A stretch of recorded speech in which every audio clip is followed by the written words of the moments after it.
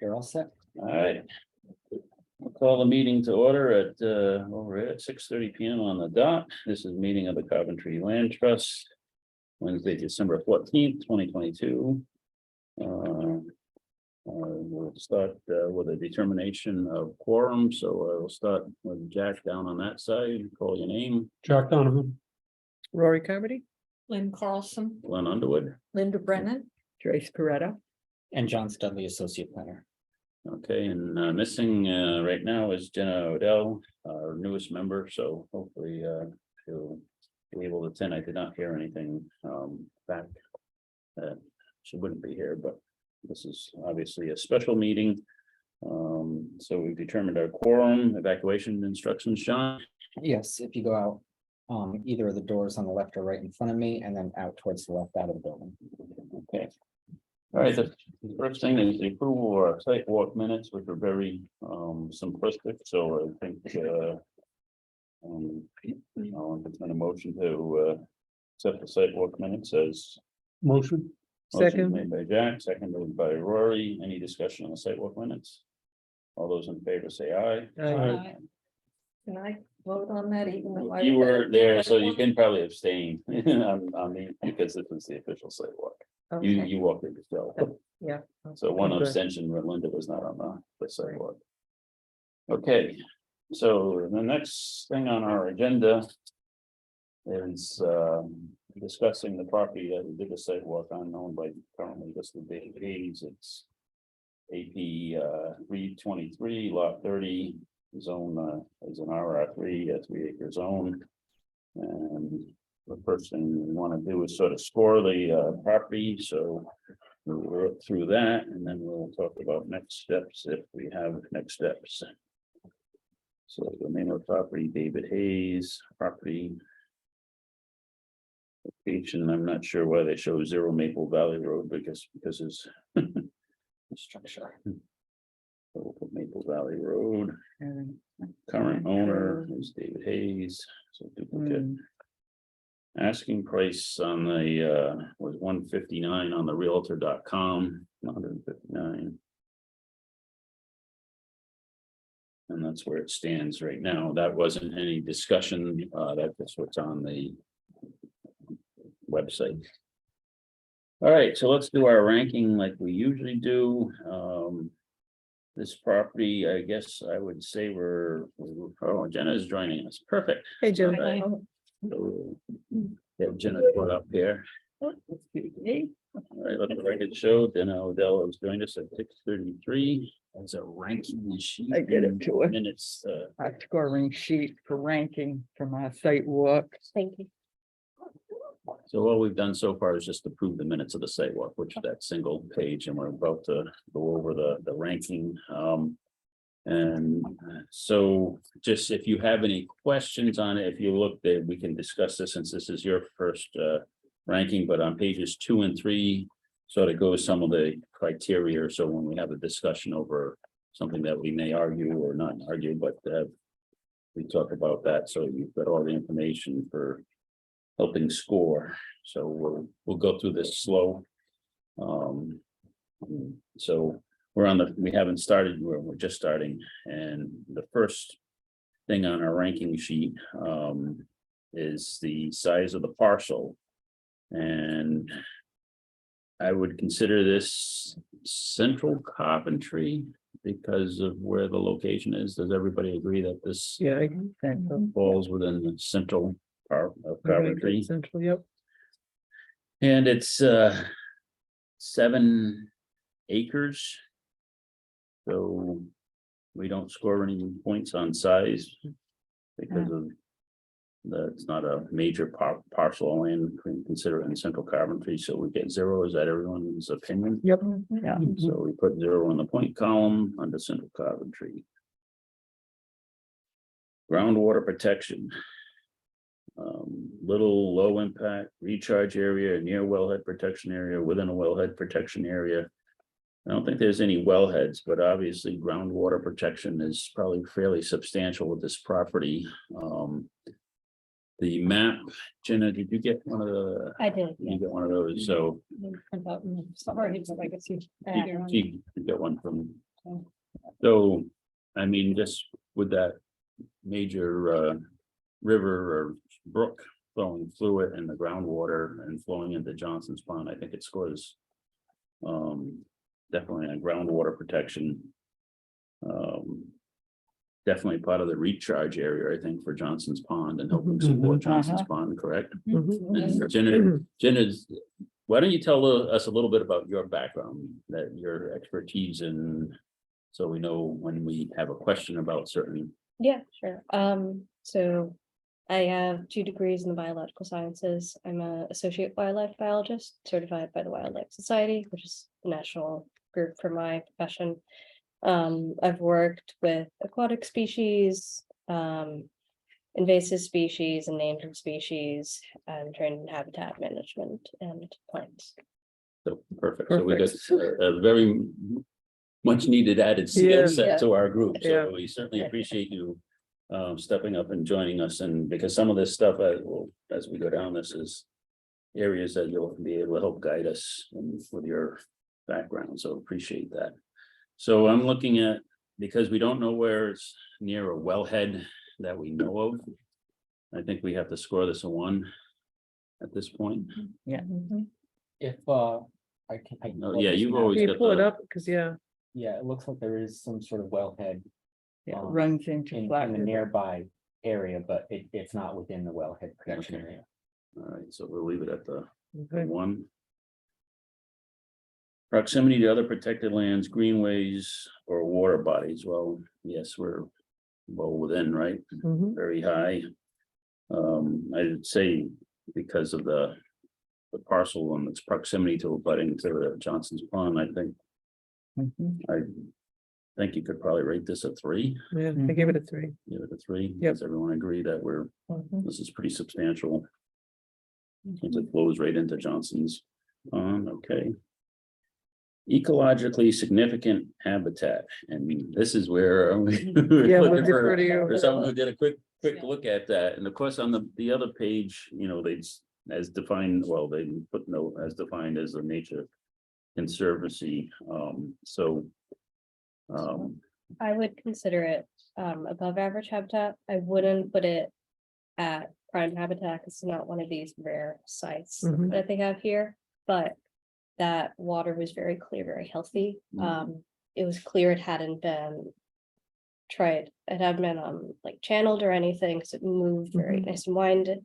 Lots of good plant species I saw, nice diversity there, nice structural diversity with the trees, like somewhere this tall, somewhere that tall, so I'd consider it above okay, average. above average, everybody. I had a 2. Yep. Yeah. Okay, perfect.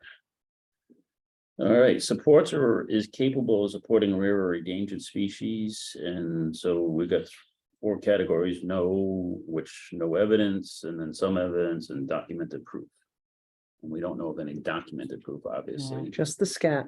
Yeah. Yeah. But Used to rare. or be endangered. stocked. It Yeah. used to be stocked with trout. Really? I'd say Really. it's still capable of Yeah. it, because that's Yeah. trout habitat. They And love the it. cop come up migrating, as far as I know, they're still coming up. Yeah. So I'd Whatever have given they're it a called. 2. are we a 2, Jenna, do you think, or a 1 at this point? I'd put it at 1, just Okay, because we didn't. we don't have data on it. Okay. All right, is everyone good on that? Mm-hmm. All right, Yeah. 1. Farmland preservation, not a farm, an active farm less than 10 acres, Not a farm. not a farm, as we did not see any farming activities. Okay. Potential to offset impact of development, number of housing units possible. Not that a 1, because the Yeah. size is only for 1 house. You could only get 1 house in there, right? Well, it's 3-acre zoning, right, John? That Over was there. it. Let me just double check. So, yeah, let's double Yeah, check. 3 acre. It's 7 acres. Yeah. So the problem with this development, if there were to be a development, I mean, Mhm. would be the frontage. Mhm. You're required to have 225 feet of frontage in the R3 zone. So the only theoretical way to get 2 houses would be to build some sort of road, and then that becomes problematic with Sure. this area, this wet area here. So realistically, I would say one house, anyways. yeah. Okay, Okay, And the that's- waterway running through, John, you know, with Mm. moving water, Mhm. the distance from it, I just wondered if even there is a spot there. Right, and I'll be honest, when people were reaching out to us about this parcel in the past. I think the reason it didn't sell is because if you're moving to this area and you're buying a 7 acre parcel, everybody wanted their house in the back with Right. privacy. Instead of our- And it became, not impossible, but it became very difficult to do, Mm, and you would have had to have your house in the front, and. It just seemed based on yeah, anecdotal evidence that it wasn't, it wasn't gonna work that way. Okay, thanks, John. All right, protect rural character, no, low, medium, or high. To me, it would protect the rural character. I went high, just 'cause I thought it was just a nice property and it really. Yeah. Was so clean and untouched, too, that's Mhm. what struck me. Hmm. And it keeps that brook area very Yep. rural, that whole, that's little Yep. swath through there, so. I'm good, is everyone good, we're giving that a 3. Mhm. Jack, are you on board with a 3? Okay. Provides open space opportunity in densely populated area, I don't think we can call it densely populated. So. It's either a 0 or 1. I think no is really. Yeah. 0. Historic value, The road, the old road is an historical road, Mm, you know, the stone privilege road that runs up against it.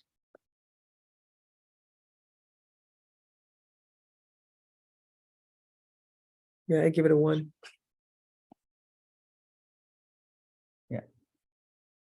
I'm not Since sure whether it's I been can an give it a 1. abandoned road, but- I don't Mm. know, but historic roads are Right. often abandoned, like Biscuit Hill Road. Right, But where is the historic road, the one the access into the back, or Is- the one in the front?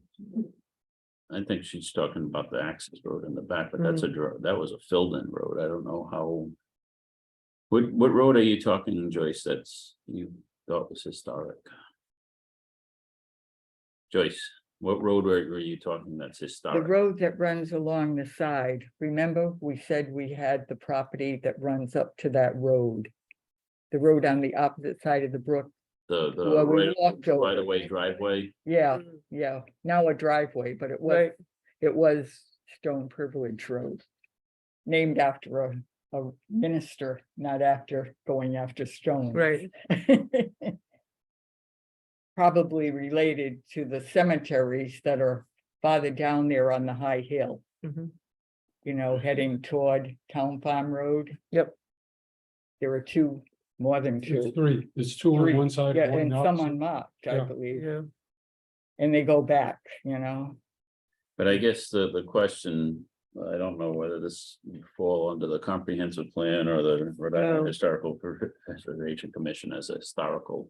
Mhm. If there was a old farm that had been there was a historic farm on that property or an old mill site, maybe, maybe, so I think maybe we, on the conservative side, I think we might have to put a 0 for now and come back if we need to Mhm. reevaluate. You don't know if there's any historical cemeteries on the back side of the property.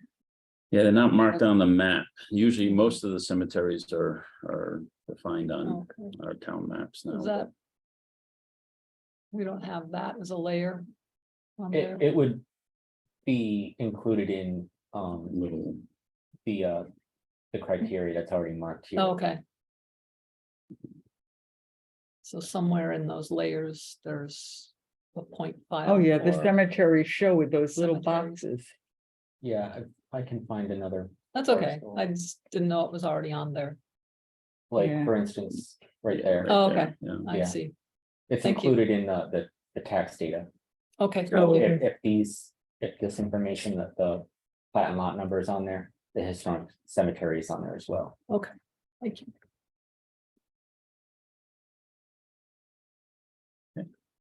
So that's gonna be Yeah. 0. Scenic value, I think that's five. Yeah, I give it a 3. Three. Yeah, very scenic. Everyone good with a 3 on that one? Mhm. Okay.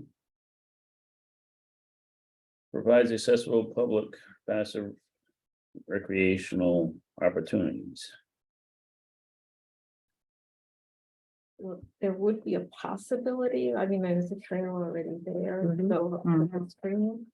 Are we allowed to fish on our properties?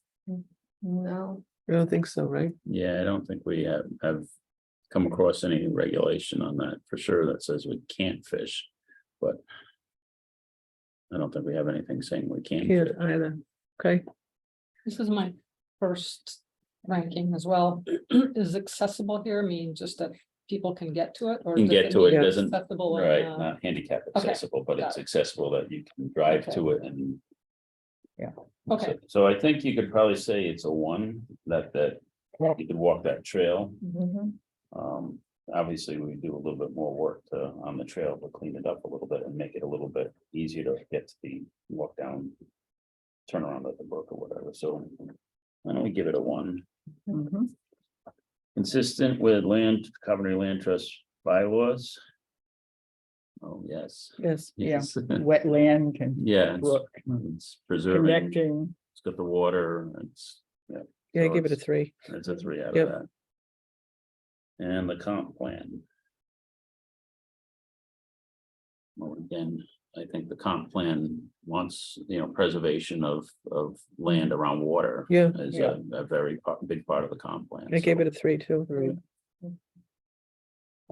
That gets us to 21. Is that where we're at? Yep. Mhm. 21, right.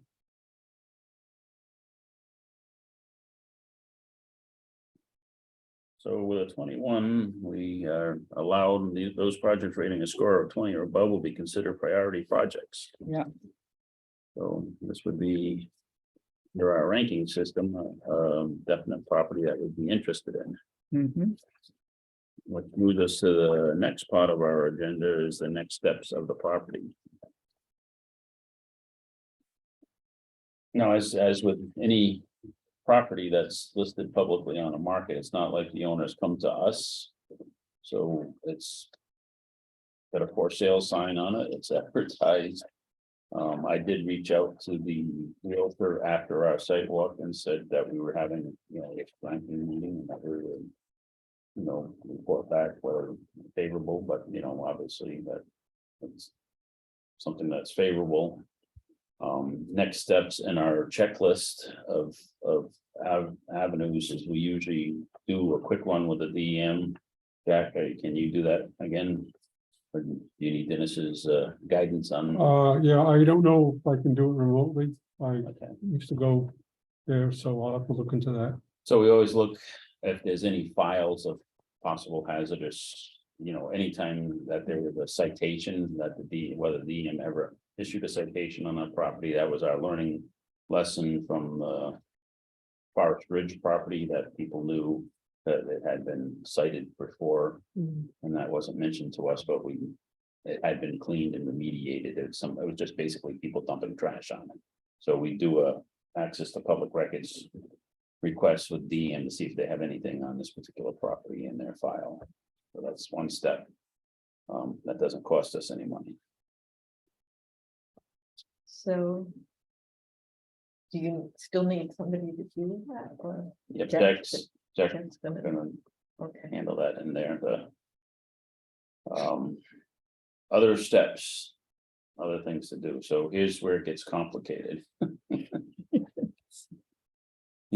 If it was just us, we could say, let's, see if we can make an offer, but we have this scenario that we ran through with the.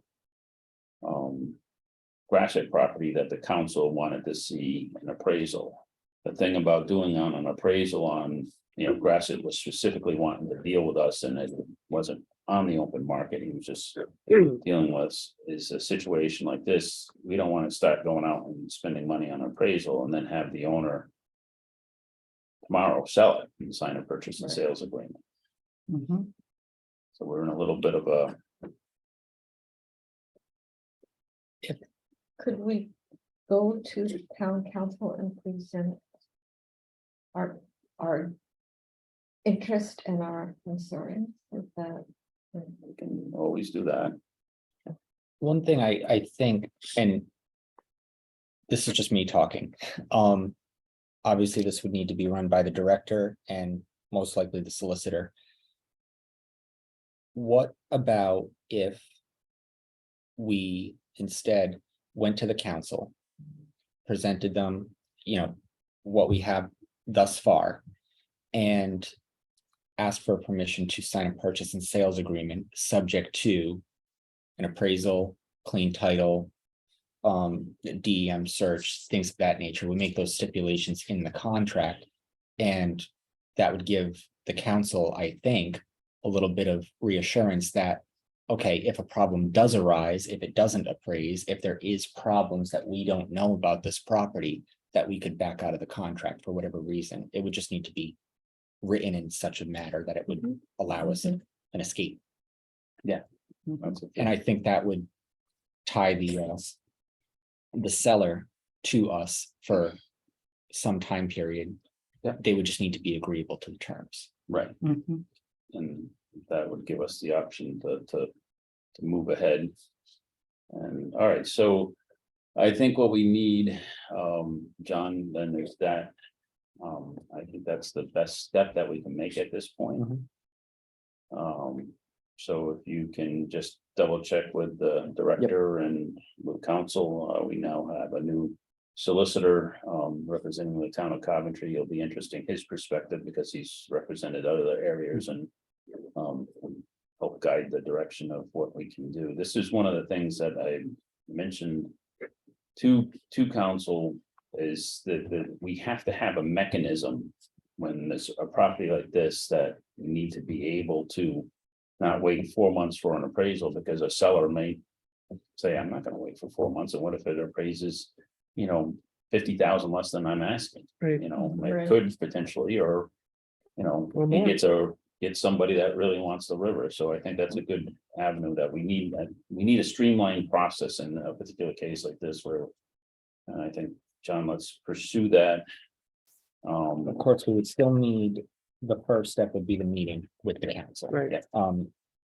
Unfortunately, we can't get around that. We can't just make the offer, but at least this would prevent us from having to do all the steps before ever signing the agreement. I think that's a good action. Does everybody agree? That's the best Yep. steps Yes. for us. Should we take a vote? We should make a motion that to proceed with the recommendation to council. I think to possibly acquire the to acquire the property. Pending meeting. The criteria of appraisal and whatever they set for criteria. I think it's, My only thought is they would need.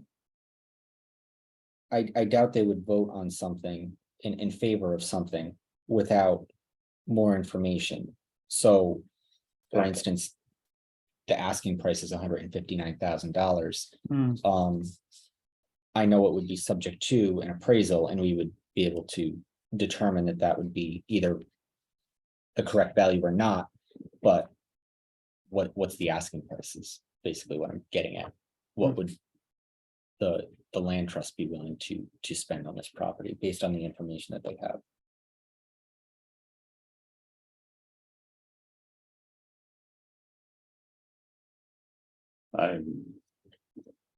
my personal view is it's worth because of the, it may appraise a little bit less, but I believe that because of the watershed location.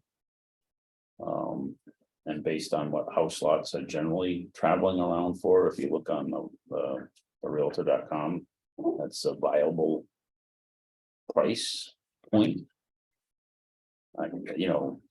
Sometimes you also have to, realize that, realtors, always mark and start on a higher value. That's what you do when you're selling property, right? You put it at a high point, not crazy high, but nowadays you don't know because of the market. Things are changing rapidly with interest rates and other Yeah. things, but I think it's a viable offer that's out there just because of the, like I say, I'm concerned about Johnson's Pond and watersheds and sewer systems and septic systems being built close to a main tributary being our pond. So I think should be a priority for the town to look at this. It reminds me of the Frank Sherman launching area on the old 117 running, from Coventry Center. Which is a small piece. Small piece. Very small piece, but it allows non-motorized launching. Gives access to And Johnson's it Pond. gets used. I've seen Yeah. cars in there. So. Yeah, so. Do we need to come up with a number from the land trust before we approach the town council then? Do you think? Because it would first be asking them. Because you would be signing a contract with, or the town would be signing a contract on behalf of the land trust with the seller. So I think it would be important to know what the asking price is, so they know what the agreement will be. Mhm. Yeah, it's part of our ranking. It's on the ranking sheet, So so. if they're asking 159, can we say we would be offering a negotiation of like 145, 150? Or is that too? So I mean, I guess like in the past, you guys have done Mhm. preliminary legwork Yep. in determining what you believe the value of the property might be. So maybe that would be something that we put on the next agenda, or we Well, I don't know. So Dennis's format was to pull the town successes card, which you can pull the assessors Right. card right now on it. And we all understand that the assessor cards usually the valuation is a little bit lower than market. And I think it was 114 on the assessors card. Yep. Yeah, 114. It would be the value at least of one house lot, right? If you were buying land Right, for a house with the lot. prevailing Yeah, Yeah. rate for a house lot. Right. It's closer to the 150. Yeah, and prices are. Coming down on real estate. Yep. Real estate is coming down. Because of all the. So maybe. Like a 140 offer. And then. To negotiate, yep. Negotiate. I guess the good question, so.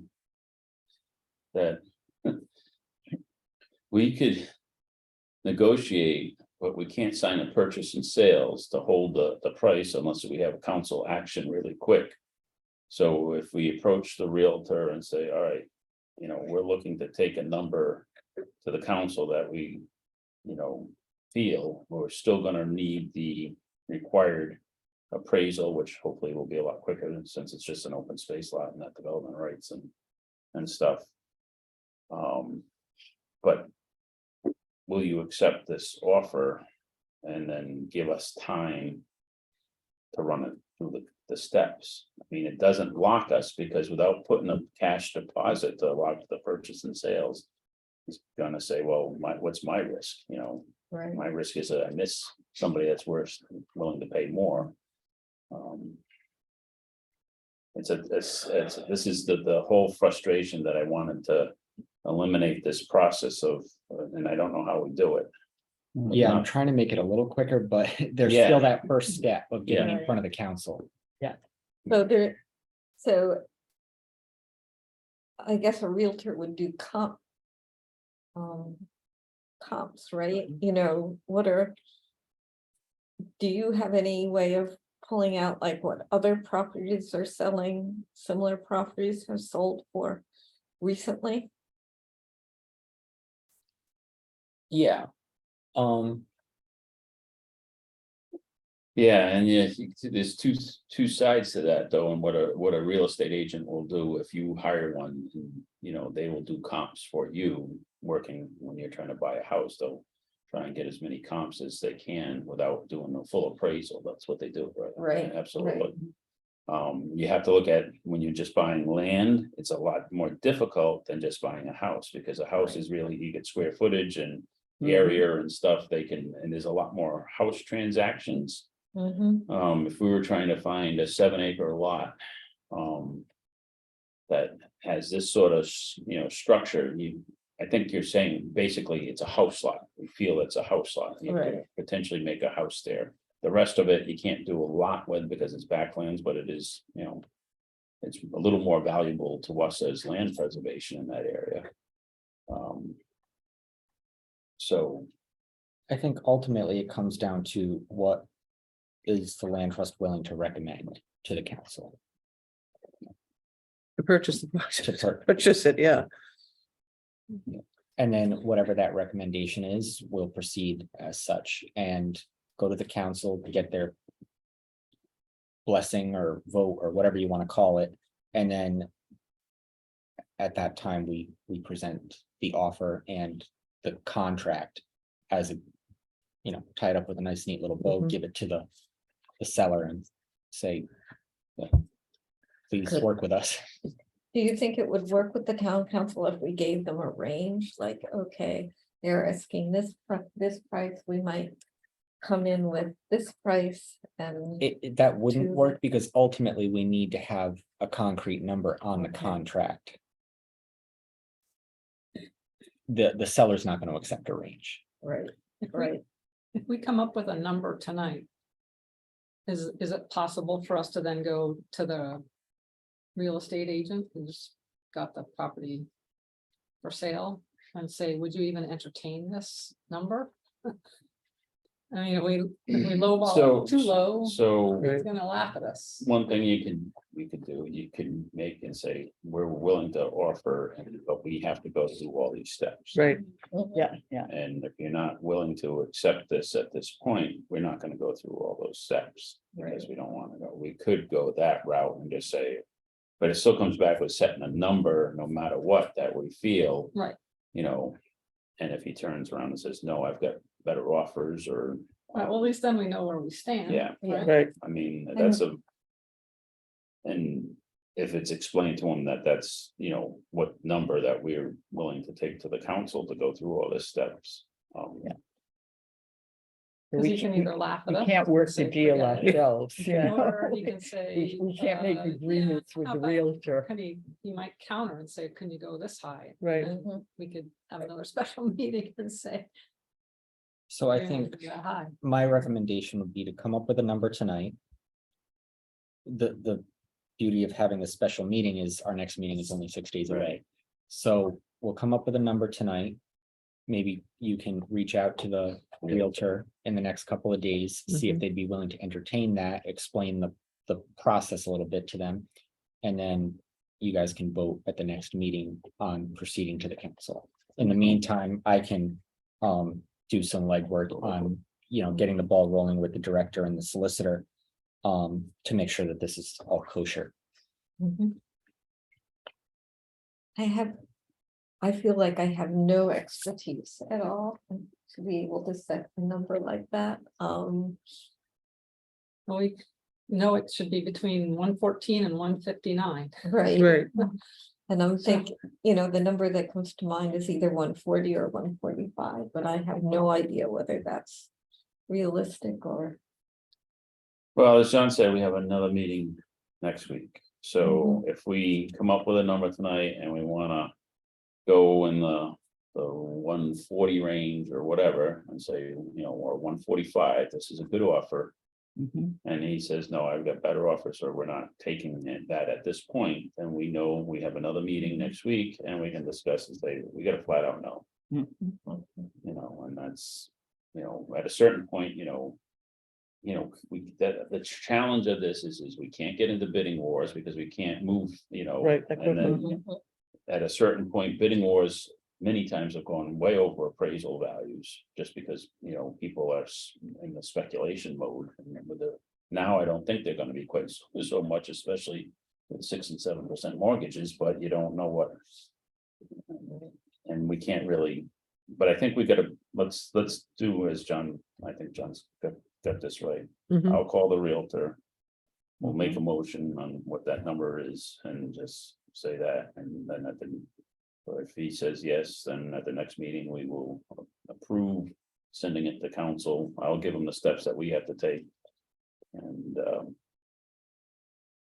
you know, we'll go from there. I'll make a motion to offer 145.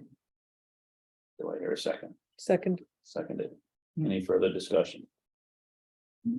All those being in favor of making a 145 offer and discussing it the next meeting, say aye. I, Opposed?